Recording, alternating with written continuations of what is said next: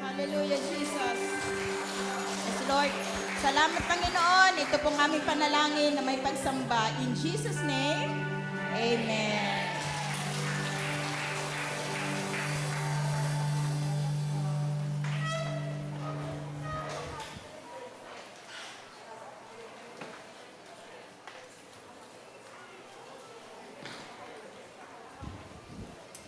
Thank you, praise and worship team.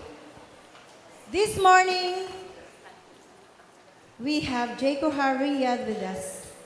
And let's all welcome them on stage to introduce themselves and share maybe a short news how God worked on their life and ministries. So we welcome all the Jacob Hariyad to come up on the stage. Lahat po kayo.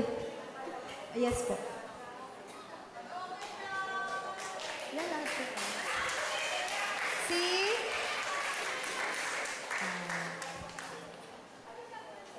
Brother Raymond, Sister April, Sawi, Sister Jasper, Brother John, Sister Mary Ann, and Brother Roberto Sawi, and Brother John.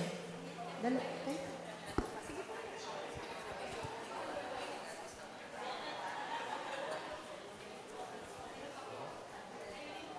Sige po, tinatawagan ko po yung brother ko po, si Brother Romar. At saka yung wife niya po, si April. Saka si Kuya Raymond po, yung kasama po namin na nag-drive po. Ito po, Kuya.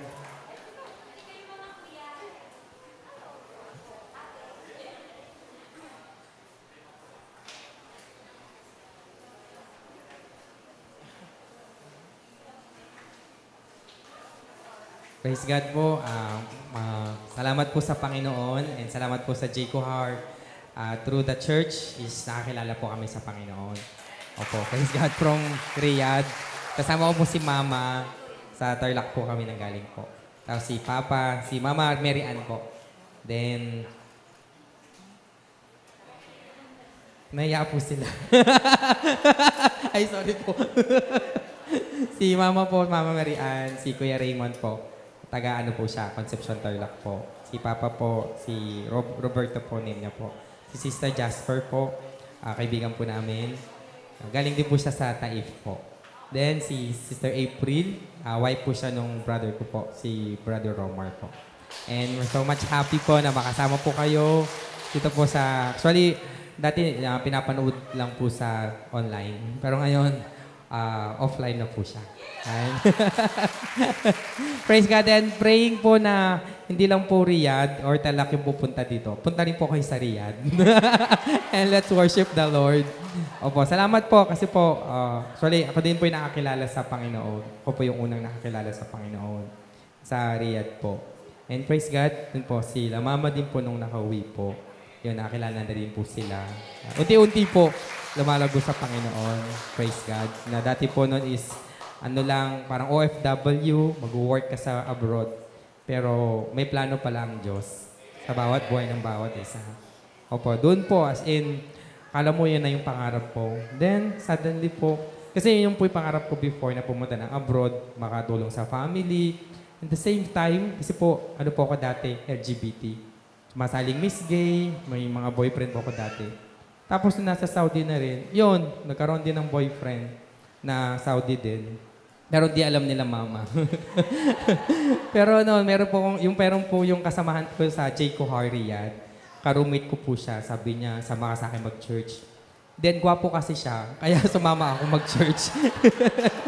Tapos siya, nagulat po ako, no, sabi ko, yung sumama po ako sa Jaco Hariyad na, sabi ko, alam, bakit ganito yung mga tao? Yung kumakanta, umiiyak sila. Tapos parang ang OA naman. Sabi ko, hindi ako pwede dito, sabi ko. Kasi makasalanan man ako. Hindi ako pwede dito, sabi ko. Tapos, yun, unti-unti na nag-a-attend po ng church, parang may mga words na natatat sa heart ko na, siyempre may boyfriend man ako doon. Naghahanap ka ng pag-ibig ba na tatanggap sa'yo, kahit may pamilya ka naman. Tapos sabi niya lagi is, Jesus Christ loves you. Yung po lagi yung tumatatak sa puso ko po noon. Tapos unti-unti, yung po nakakilala sa Panginoon. Praise God. last 2018 po. Tapos umuwi po sa Pilipinas dito, is may share din po natin yung good news sa family po natin. Na Jesus Christ died for us and He loves us all. Tapos yun, unti-unti po sa pag-share sa Panginoon is yun. Meron din pong parang, may connect din po yung Jayco Riyadh na parang mission organization. Kaya yun po, praise God po, yun, nakarating na rin po ng North India na nag-mission. Tapos sila Pastor Jerry sa Turkey po sila nag-mission po. Then, hopefully po this coming next year, makapunta po ng Pakistan for 1-year mission. Kaya po yun yung pag-pray po natin that God will use us saan man po tayo dalhin. No po, from every nation. Kaya sabi ng salita ng Panginoon, Matthew 24:14, when the eternal gospel of the kingdom will be preached to all the world, the end will come. Doon na po yung pagdating ng Panginoong Jesus. And we know that our hope is the coming of the Lord Jesus Christ. And He changed us and He saved us. So through us, people will be changed as well. Amen? Praise God. Yun lamang po. And hopefully, next vacation po is hindi na po maka-attend, makapunta na ng Pakistan. Sila mama na lang mag-attend. Kailangan po, praise God. Thank you po. Thank you po. Thank you po. Thank you for visiting us. Nakarelate lang po ako doon sa ni brother. Testimony niya. Nag-abroad, di mo alam doon pala, i-convert ni God. Pagdating dito, hatak ang pamilya. Praise God. Yes. Thank you po muli. Sana po makadalo po kayo muli dito sa service natin. And may we ask Pastor Degs to pray for Brother John. Wala, nag-toilet yata.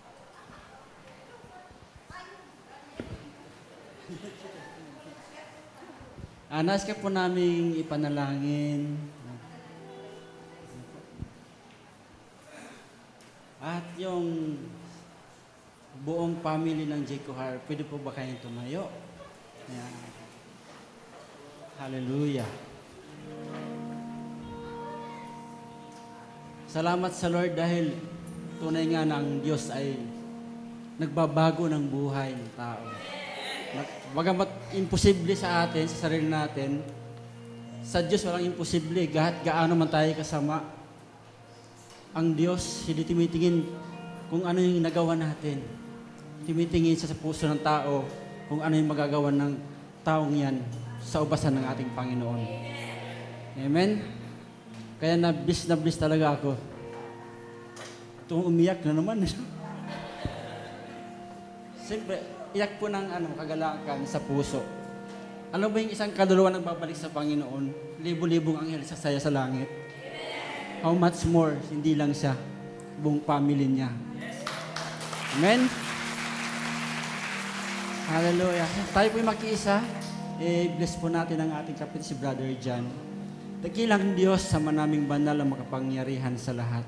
Tunay nga po, Panginoon, na napakadakila, Panginoon, ng iyong pag-ibig, Lord God.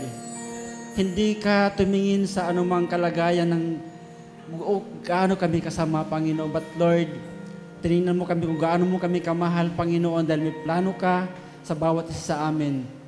Lord, salamat po sa buhay na ibinigay mo kay Brother John, Panginoon. Salamat, Lord, dahil, Lord, pinili mo siya, Panginoon, sa isang mission, Panginoon, na nais mong ipagawa sa kanya, Panginoon. Kaya naman, Panginoon, kami po ay nakikiisa sa aming kapatid, sa anumang nais ng kanyang puso, Panginoon, na gawin para sa iyong kapurihan, Lord God.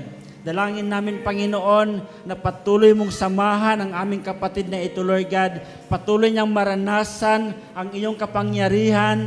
Patuloy niyang maranasan ang iyong pagkilos. Patuloy na maranasan, Panginoon, ang Lord, yung pag-ibig mo sa kanya, Panginoon. Lord, gamitin mo saan man mapunta ang aming kapatid na ito, Lord God. Patuloy niyang maranasan ang iyong kapangyarihan, Panginoon. Gamitin mo siya sa mga taong nakapaligid sa kanya. Gamitin mo siya sa mga taong nais mong ilapit sa kanya, Panginoon, upang dalhin sa iyong harapan, Panginoon. Lord, maraming salamat. Pagpalain mo ang kanyang buhay Pagpalain mo ang lahat ng gawin ng kanyang mga kamay, Panginoon. Lord, maging pagpapala sa Panginoon sa lahat ng kanyang makakasalamuha, Panginoon. Dalangin namin, Lord God, ang iyong pag-iingat, ang iyong protection ay patuloy na maranasan ng aming kapatid. Lord, hindi lamang sa kanya, Panginoon, kundi sa kanyang buong pamilya, Panginoon. Lord, dalangin namin na patuloy na maranasan nila ang masagana mong biyaya, Panginoon, ang pag-ibig mo, ang pag-iingat mo, Lord God. Maraming salamat, ipinagkakatiwala po namin sa iyong mga kamay ang aming kapatid na ito, Lord, si Brother John, ang kanyang buong family, Panginoon, ang kanyang maging trabaho, Panginoon, o anumang mission, Lord, na nais mong ipagawa sa aming kapatid na si Brother John, Panginoon. Lord, maraming salamat. Ito pong aming dalangin sa pangalan ng aming Panginoong Jesucristo. Ang lahat ay magsabi ng Amen and Amen. Thank you, Lord. God bless, kapatid.